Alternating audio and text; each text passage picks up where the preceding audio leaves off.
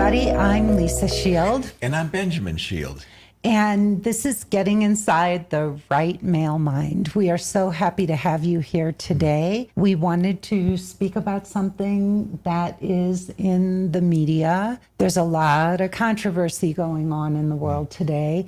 It's not a topic that we talk about very often, anything controversial, but it's important that we address these things because they affect us and they affect our relationships deeply.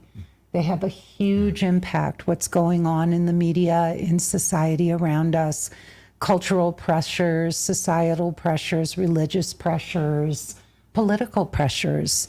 They're all part of the landscape that shape us and shape our relationships. And so it's important to talk about these things and not just push them under the rug and ignore them, but to talk about them honestly and openly. And one of the things we don't do, my husband and I, we don't get political only because we have women from all walks of life and all political and religious backgrounds who we work with. And our programs are all inclusive. We want to create an environment within our programs and within the work that we do that is accepting of all people, of all faiths, of all skin colors, from all over the world. And the work that we do applies to everyone. Love is love, and the principles that form a guardian of your soul relationship are the same whether you're a man or a woman, and whether you come from India or Africa or China or the United States. It doesn't matter. These principles are universal. And so we avoid taking a position on any political issue, even though we have our own core values, Benjamin and me, and we have our own deeply held beliefs about certain things. One of the topics that's come up that directly affects so many women today is abortion and the overturning of Roe v. Wade. And this is something that is a very, very divisive issue within not just society as a whole, but within individual relationships. I will share something deeply personal that I learned that my own mother and father had to go through a backstreet abortion, and I didn't know this until yesterday. So probably in the late 50s. In the late 50s or early 60s, probably. Yeah, late 50s, because my brother was born in 61. Pardon me? You were born in 61. Oh, I was born in 61. That's right, I was. So my brother was born in 59. Oh, wow. So yeah, it would have been in the late 50s when my parents met. I guess my mother got pregnant and they were both still in college, and it was not the time. I know that both of their parents would not have been happy if they had they would have had to have been rushed into a marriage at that time. And so my mother became very ill from this. It didn't go well, and it was a traumatic experience. And I learned this only yesterday from my father's former wife. He had told her about it and how horrible it was for both of them, and how they both felt they didn't have another choice at the time based on where they were in their lives. They weren't ready to have children. And then, of course, they went on to have two children, my brother and me, in that marriage. So they wanted children. They just didn't want to disrupt their lives, and of course the lives of their parents as well, which would have, socially, it would have been unacceptable for them to have gotten pregnant. So this is a topic for me that's very near and dear to my heart. But what Benjamin and I want to look at today is not whether abortion should or shouldn't be legal, whether it's right or wrong. What has happened with the overturning of Roe v. Wade, but it made us sit back and think about, how do couples talk about these things? How do two people, when they're dating, what matters when these kinds of issues come up in terms of two people coming together or coming apart? And how do you deal with this? What do you do? And can two people who have vastly different ideas about who stand on opposite sides of this issue, can two people come together and actually have a guardian of your soul relationship? And what does that look like? Yeah. And we're talking about core values. And core values are really what makes up the matrix of our being. That it's not just a preference, and it's not something that can change with the wind, but it's something that is deeply ingrained in who we are, in our identity, and how we see life. Yeah, and so core values are not changeable for the most part. These are beliefs that are at the core of our being, and they really are who we are and what we stand for. Most people have probably 5 primary core values that really are unchangeable for them. They will be a part of who they are through the whole course of their lives. And if you look at your core values, a core value could be something like being out in nature. Some people are Benjamin and I are very much homebodies. We love being together. We spend a lot of time inside. We don't want to go hiking or camping, or if we do commune with nature, it's usually from the window of our car. We would prefer to go driving through nature rather than walking around in nature, which means we may never get Lyme's disease. But we're very aligned, you and me, on our core values, on what we value in life. We value work, we value our careers, we value The nature of being a guardian of each other's soul. That is a core value, not a preference. Right. And a core value for both of us was not having children. Neither one of us wanted children. Neither one of us. In the course of our lives, we both decided that we didn't want to be parents. And it was one of the values that brought us together. When you were dating, you were very specifically looking for women who had grown children or no children. And so that was something also that bound us together at a soul level, this idea that neither one of us felt that we wanted to be parents. So these are very deeply held beliefs that any couple has. How do two people, honey, can two people who stand on vastly different sides of an issue have a guardian of their soul relationship?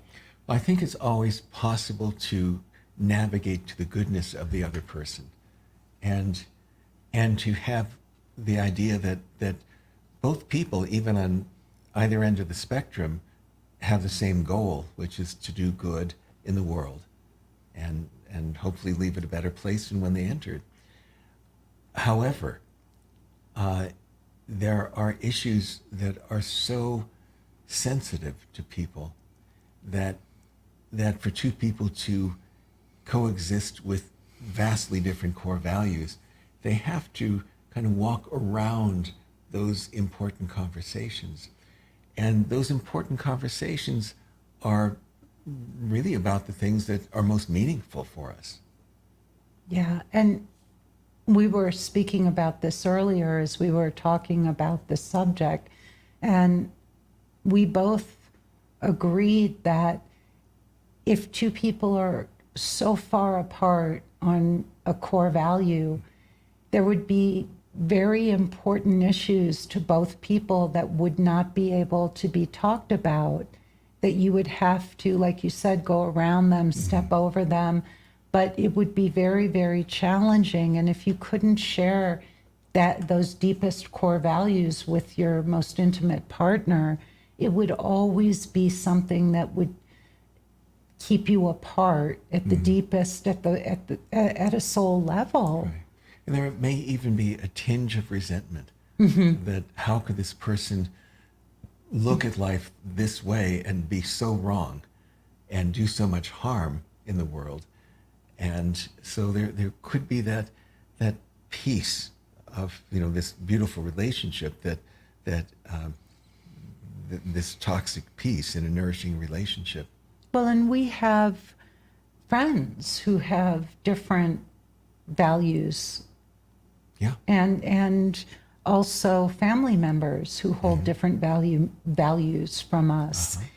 And there are conversations that we just will never have, and subjects that we completely ignore with those people because we don't share the same core values. Yeah, And and, it's and not just ignore, but actively avoid. actively avoid, yeah. actively avoid. And it's so hard to have deep friendships, the deepest kind of friendship, even though we see the dearness in certain people and we can see their heart and we can see the goodness that's there.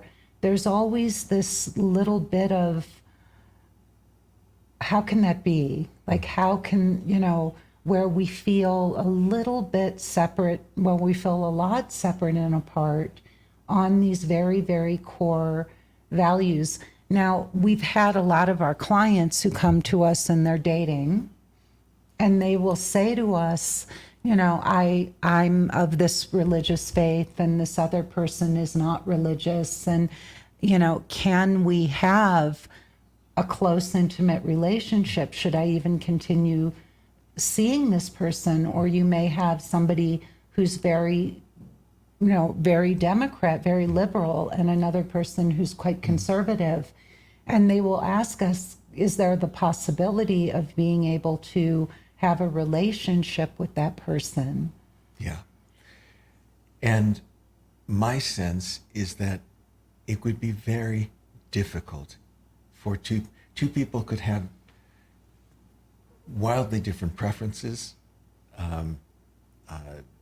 what time they have dinner, the type of vacations, different things that on a day-to-day level. But it would be very, very difficult for two people who have diverging core values to be in an intimate relationship.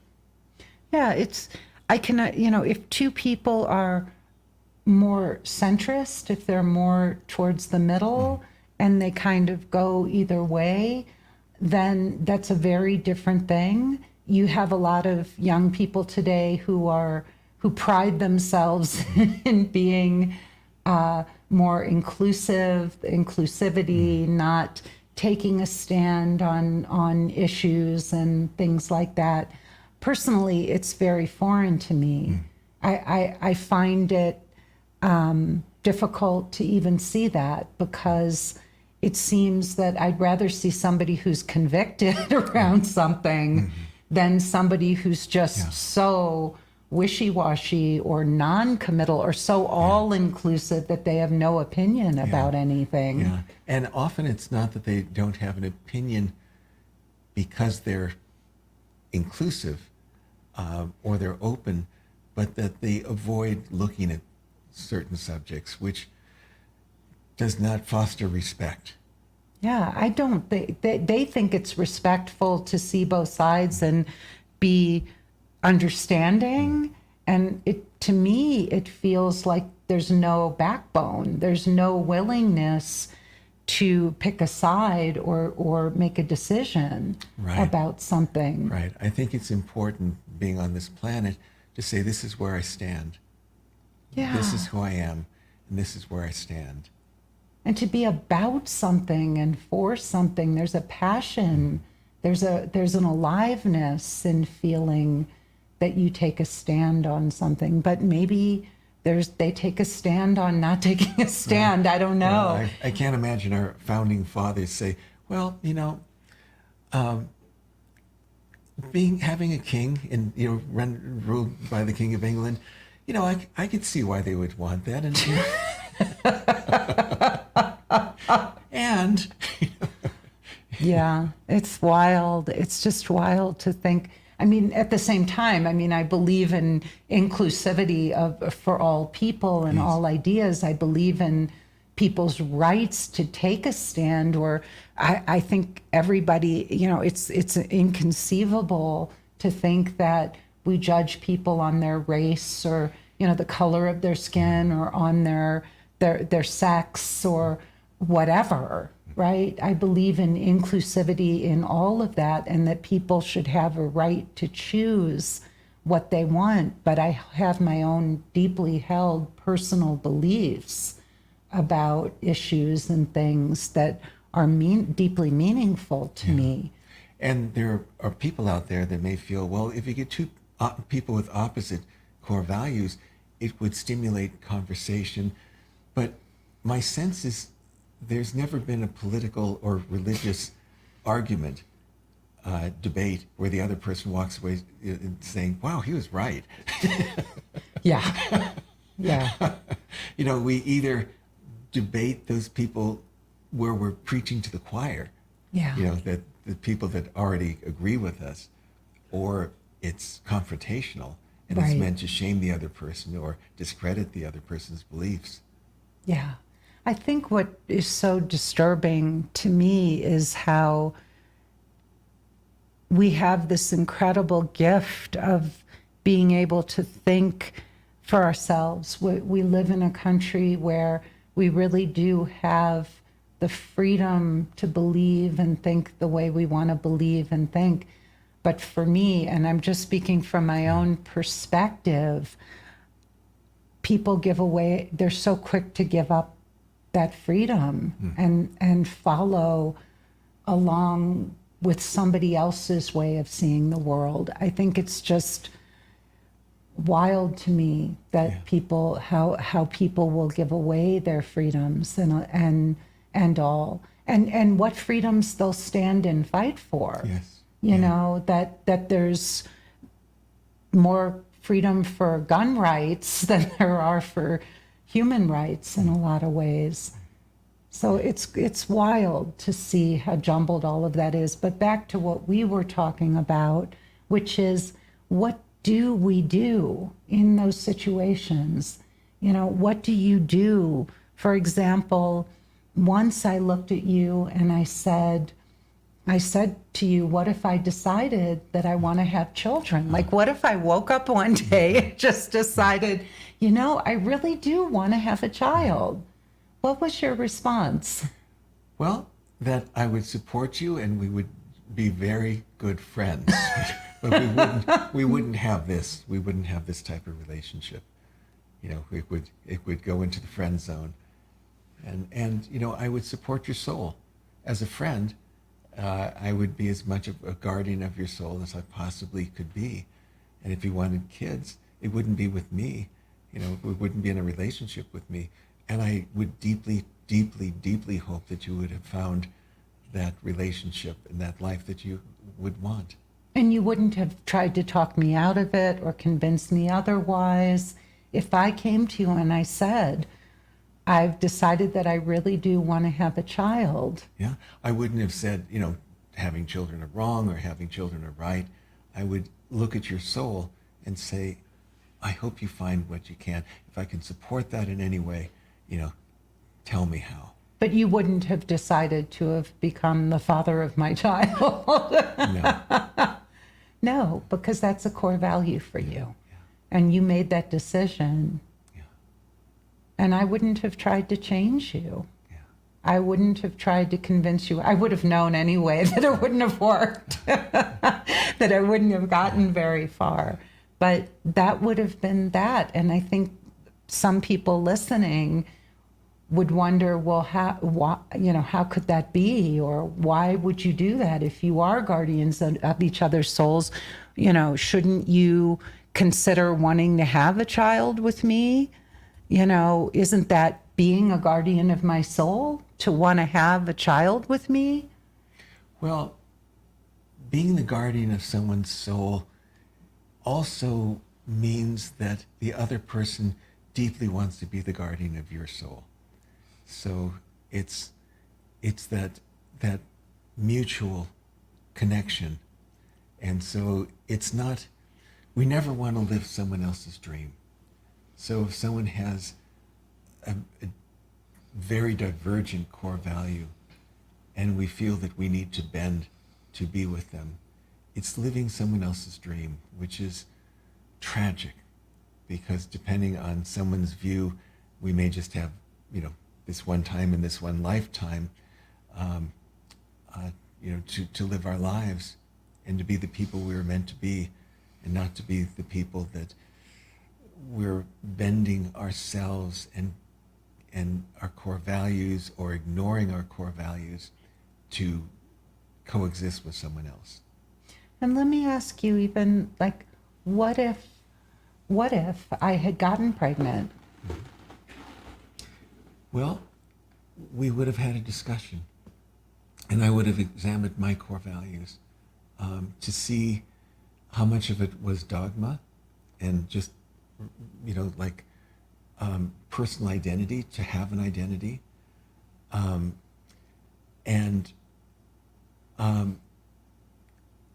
I think we would have been in deep discussion. I mean, for a decade, I was a strict vegetarian, not for health reasons, but for moral reasons. I never thought I would not be a vegetarian because, the thought of eating an animal was just overnight had become disgusting. And one day I woke up about a decade later and I realized I was doing it not so much out of moral conviction anymore that I had when I made the decision to become a vegetarian, but it was more of an identity, like handing out a card saying, "Hi, I'm Benjamin Shield, I'm this, I'm that, I'm a vegetarian." And it gave me a sense of identity, of personality. Mm-hmm. But I realized I was doing it out of habit, not conviction. So I think it was important for me to look at what's a core value and what's, kind of a stubborn holding on to an old stale idea that no longer had the vitality of when I first adopted it. And let's just say that I had gotten pregnant and I really wanted to keep the child. Mm-hmm. Let's just say that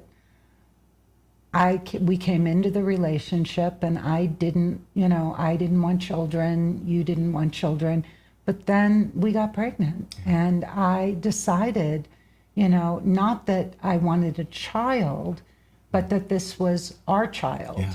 Right? Well, I would have to look at the core values that are coexistent, and the coexisting core values would be, I don't want kids. I never did. I really didn't have that calling. And I think someone who wants to have kids, they really have to have that calling because it's such an important position in life and not to be taken lightly. But another core value would be really believing in the family unit and believing in the sanctity of life and believing in, wanting to be the guardian of your soul and seeing, measuring those and weighing those coexisting core values, and which would take introspection and discussion both.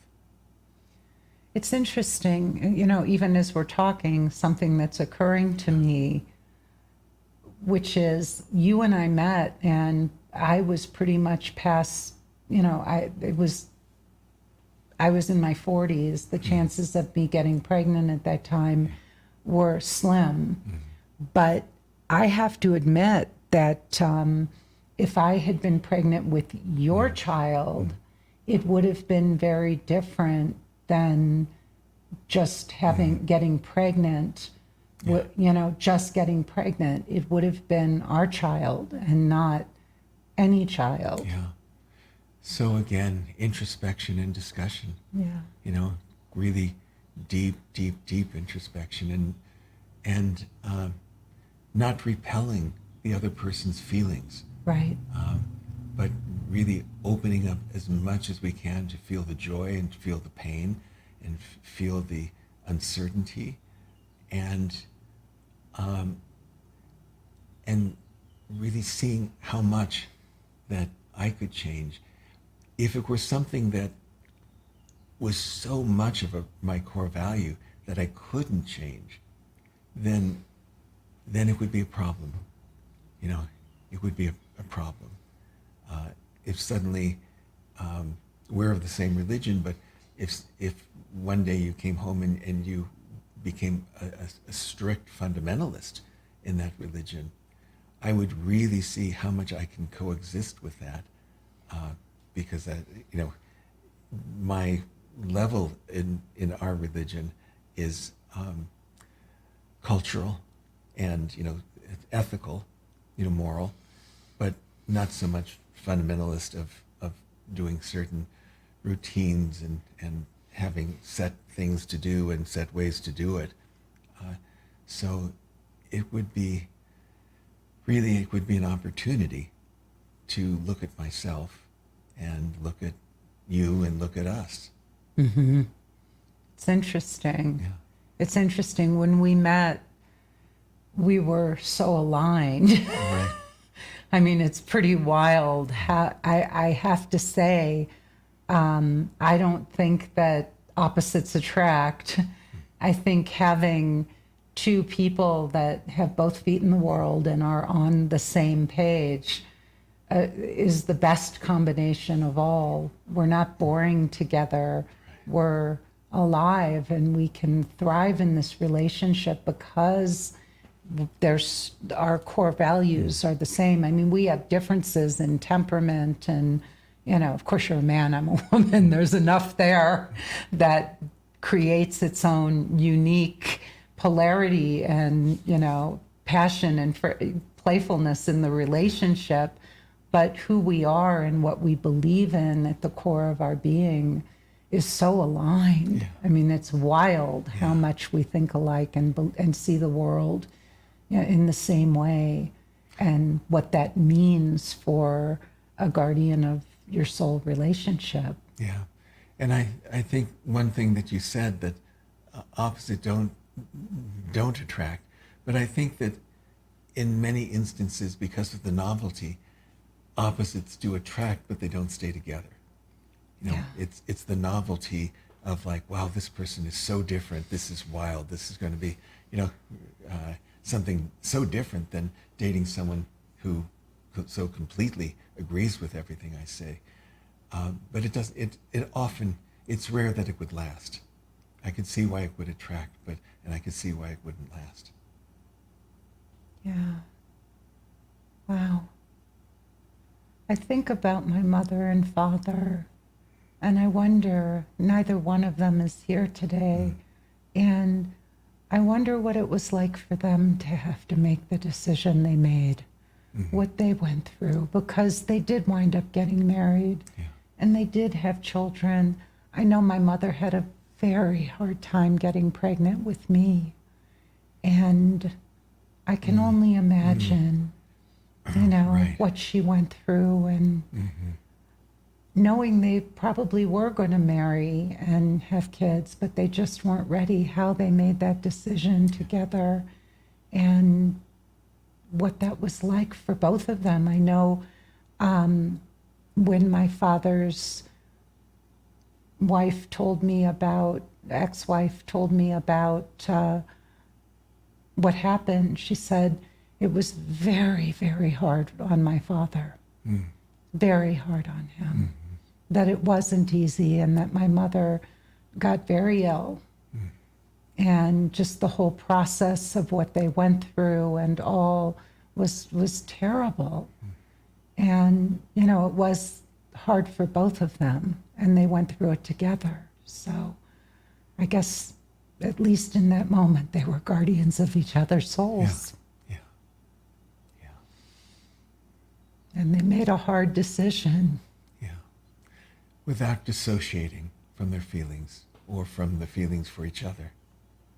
It must have been so awful, in that day, in that time, having to do that, not knowing who to turn to or where to go, and just having each other probably.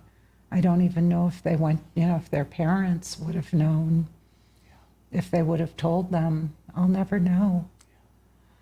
Wow. Wow.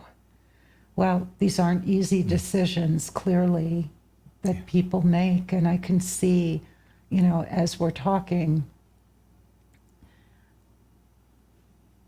what may have been a much more clear-cut decision for me with someone else. If I had been pregnant with your child, it would have been a very, very, very hard decision to have made. Yeah.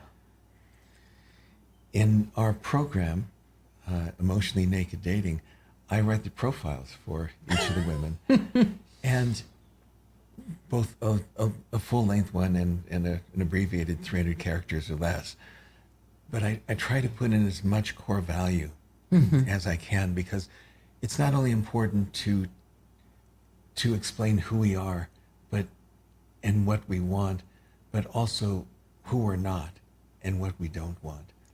And the goal is really to have people find each other with a similar foundation of core values. Yeah. Because people could be attracted because of hormones, or because of, they have all the things in the, checking off all the boxes, financially secure, certain height, just, a nice person. But beyond that tip of the iceberg, the core values is everything below that tip of the iceberg. Yeah. And what's really fascinating about what you do, babe, and I never would have